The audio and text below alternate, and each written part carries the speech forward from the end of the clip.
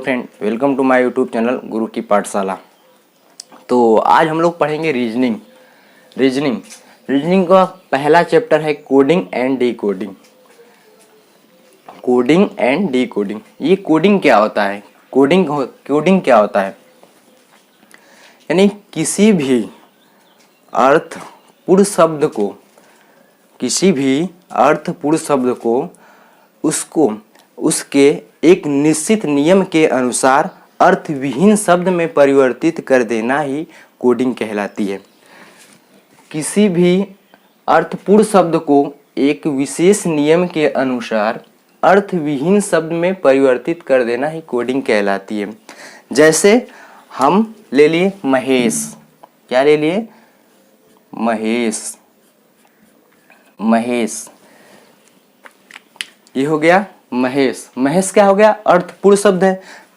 यम को एन लिख दिया, ए को जेड लिख दिया और एच को एस लिख दिया, एच को एस लिख दिया और ई को यू लिख दिया और यस को एच लिख दिया और एच को एस लिख दिया।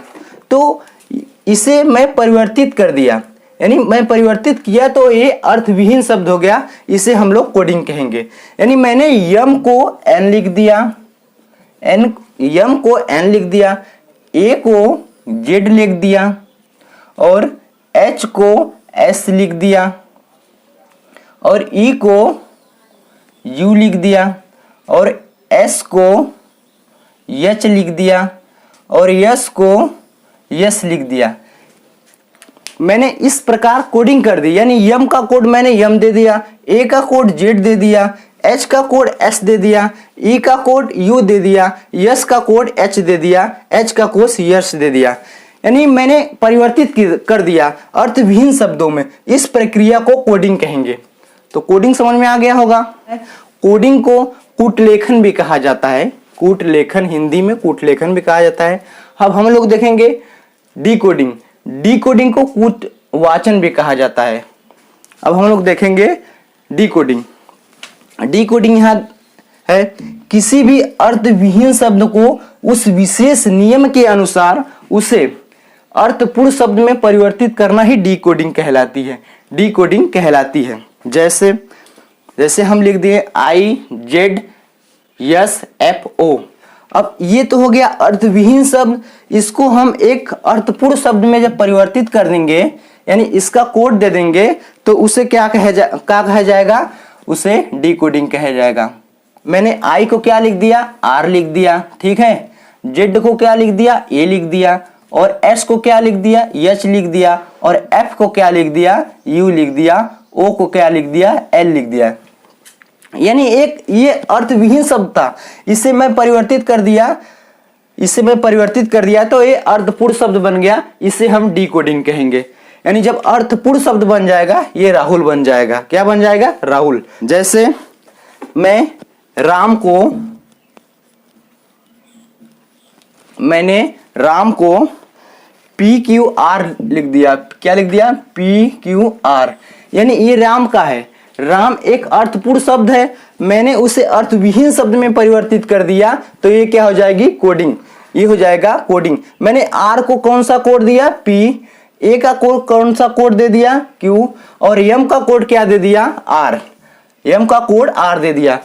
इस प्रक्रिया को, यानी राम को PQR लिखने की प्रक्रिया, यानी अर्थविहीन करने की प्रक्रिया ही कोडिंग कहलाती है। उम्मीद करते हैं कोडिंग क्या होता है समझ में आ गया होगा। अब डीकोडिंग क्या होता है फिर से देख लेते हैं। किसी भाषा में NZMRHS वो एक अर्थपूर्ण शब्द में परिवर्तित कर दूंगा तो वो कोडिंग हो जाएगा। तो इसका क्या हो जाएगा? अर्थपूर्ण शब्द ये हो जाएगा इसका अर्थपूर्ण शब्द MANISH। यानी इसका अर्थपूर्ण शब्द क्या हो जाएगा? मनीष हो जाएगा। एच का कोड एस दे दिया और एस का कोड एच दे दिया, एच का कोड एस दे दिया। इस प्रक्रिया को हम डीकोडिंग कहेंगे। अंग्रेजी वर्णमाला का अक्षर हो गया ABCDEFGHIJKL MNOP QRSTUVWXYZ।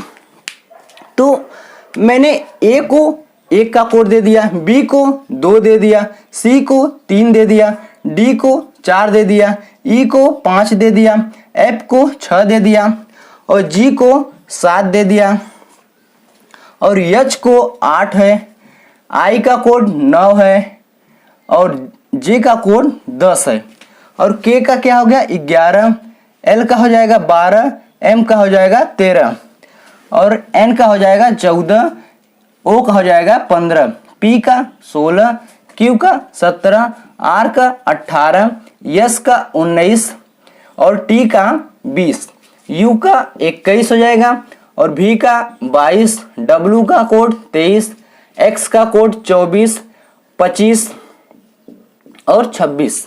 इस प्रकार ए बी सी डी का कोड है। यानी ए का कोड क्या हो जाएगा 1 हो जाएगा, बी का 2, सी का 3, डी का 4, ई का 5, एफ का 6, जी का 7। इस प्रकार आगे कोड हो जाएगा।